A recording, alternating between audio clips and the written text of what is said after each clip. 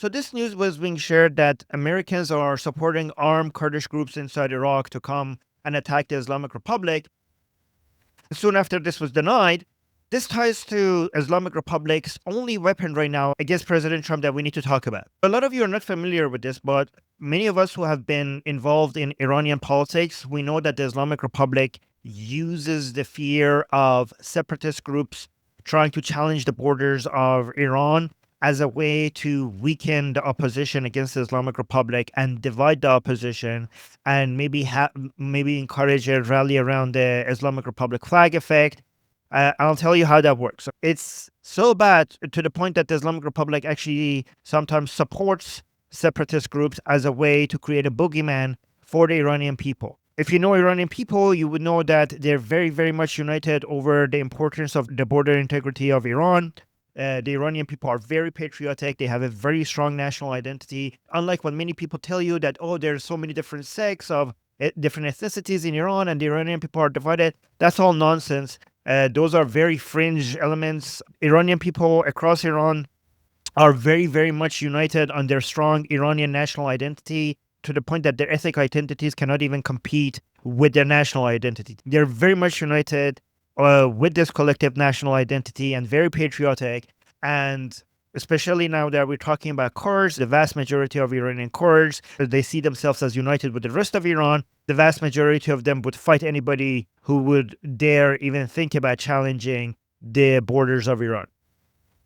So, given how sacred Iran borders are for Iranians, we are, over the past couple of decades, we are very used to the Islamic Republic trying to trigger Iranians by suggesting that if you fight the Islamic Republic or weaken the Islamic Republic, the consequences would be separatist groups being able to take parts of Iran. As soon as this news came out, one thing that was pointed out to me was the fact that this could be part of the Islamic Republic's strategy to do two things. First of all, to tell the Iranian people that, see, I told you so.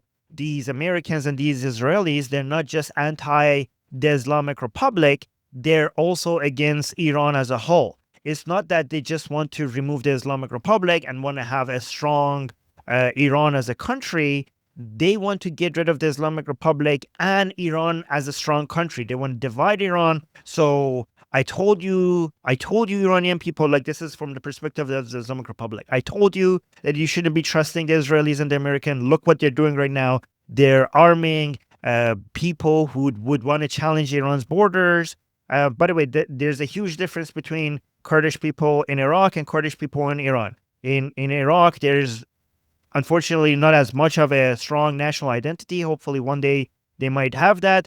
But the Kurdish people in Iran, their Iranian identity and is much stronger than the Kurdish identity, and they're very patriotic and they're pro-Pahlavi. In Iraq, the Kurdish identity is bigger. Like for example, the Kurdish community there, the Kurdish identity is stronger than a national identity.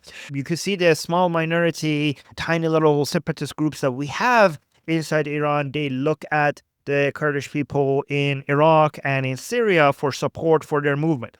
So when Iranian people get the fake news that, I don't know, maybe Americans are working with the Kurdish groups in Iraq to come inside Iran, this immediately will give ammunition to the Islamic Republic to tell the Iranians that we told you that it's not just the Islamic Republic that it's their enemy. You Iranians are the enemy as well. See what they're trying to do to Iran.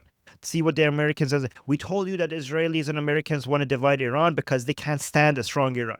So the good thing is that the Iranian people are very aware. They don't fall for lies like this because we have a lot of experience with regards to the propaganda that comes from the Islamic Republic.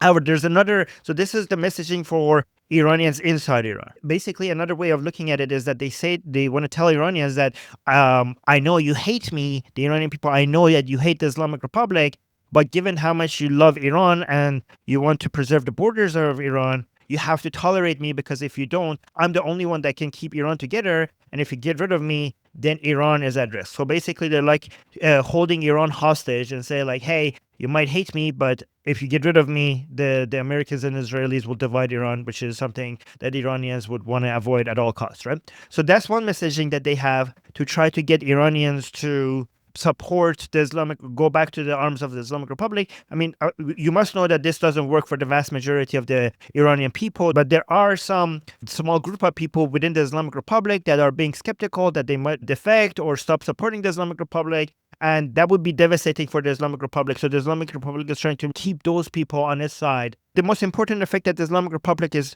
usually hoping for is to turn against Iranian people against Trump. Because right now, the only weapon that the Islamic Republic has, given that it's obviously losing in the military field, is to try to give political ammunition to the enemies of Trump in Washington, D.C., to get the isolationists on the right and left enough political ammunition to stop the military operations inside Iran. There are many ways to do that. For example, you could cause a lot of civilian casualties inside Iran to give ammunition to them to say that, oh, Americans or Israelis are killing civilians. But another way you could reduce the political capital of President Trump to continue the military operations is to get the Iranian people to doubt supporting Trump. So you want to basically distract the Iranian people, especially in America right now, Iranian Americans, given that they have been such an important source of political capital for President Trump. All the protests thanking Trump for killing Khamenei, that has given President Trump some political capital that he needs. You could see the White House's account constantly covering these, and many people around the world are noticing how happy the Iranian people are. That is a very good selling point for President Trump, showing that what he's doing is being welcomed, right? So one way to try to distract Iranians, and this is why the Iranian people need to be very aware about not just this, but any other attempts by the Islamic Republic to turn against President Trump, is to try to suggest that the Prime Minister Netanyahu or President Trump is supporting the groups that the Iranian people would be very upset about, especially any groups that might have separatist agendas, right? That's the reason why fake news like this could be spread around. And it's actually very easy to do that. For example, you have somebody like Ali Jawan Mahdi working in Voice of America, who is a separatist. All he has to do, for example, is him or somebody like him has to do is to go just tell the Americans that, hey, this is an option, and the only response that you need to get is, okay, thank you, we'll think about it. And then you could take that and go on say, well, the Americans are considering this option, and put that in the headline, and the Americans are considering working with armed Iraqi Kurdish groups to attack the Islamic Republic. By just putting that in the title, you could basically make a whole bunch of people upset, get maybe Iranians in the diaspora to maybe say things. If you could get just a few of them to say something against President Trump, capture that, highlight that, make it seem like it's 50-50, and maybe hopefully, like in their mind, hopefully get President Trump to see it, to try to misrepresent how many Iranians actually support Israel and America and President Trump. This is a very important. You have to understand, this is an information warfare. This is the battle of narratives. And this is why Iranians have to be very, very, very careful not to fall for this. So this one has passed. Now, a lot of people are coming out and saying that this is fake news, but you should use this as a lesson, because this is not going to be the only attempt by the Islamic Republic to trick you to turn against President Trump. Guys, remember, when it comes to our border integrity, once Iran is free, we have our oil and gas money to spend on our military, and millions of Iranians would be eager to join the military to protect Iran's borders, right? These tiny little small separatist groups will not have a chance against an Iran that is now spending the oil and gas money instead of on wiping out Israel, instead of that spending it on protecting the borders of Iran and the millions of Iranians who would be applying to join the army if they see that the borders are being challenged. So we could deal with that after the revolution phase. Right now, the main barrier in our way is the Islamic Republic, and the most important thing we could do is to support, give the political capital to President Trump to not be forced to finish the operations early.